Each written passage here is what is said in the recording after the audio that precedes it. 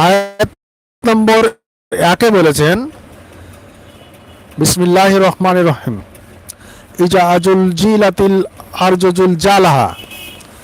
আল্লাহ সুবহানাহু ওয়া তাআলা বলেছেন, যেদিন আমি পৃথিবীকে হিলিয়ে ডলিয়ে দেবো, যেদিন আমি পৃথিবীটাকে একদম কাঁপিয়ে দেবো।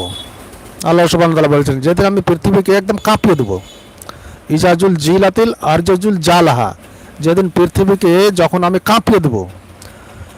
ওয়া আখরাজাতিল আরজু আসকালাহা, এবং পৃথিবী যখন তার অভ্যন্তরের মধ্যে, পৃথিবীর মধ্যে যা কিছু রয়েছে, সোনা চাঁদি দানা, মানুষের লাশ, কবর, যা কিছু রয়েছে, পৃথিবী যেদিন সব জিনিসকে বের করে বাইরে ফেলে দিবে।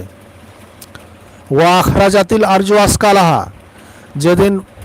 যেদিন কবর থেকে সব মানুষ বেরিয়ে আসবে এবং পৃথিবীর ভিতর থেকে, পৃথিবীর জমিনের মধ্যে থেকে সব কিছু বের করে তাদেরকে বের ফেলে দেওয়া হবে। এই কথা আল্লাহ সুবহানাহু ওয়া তাআলা আয়াত নম্বর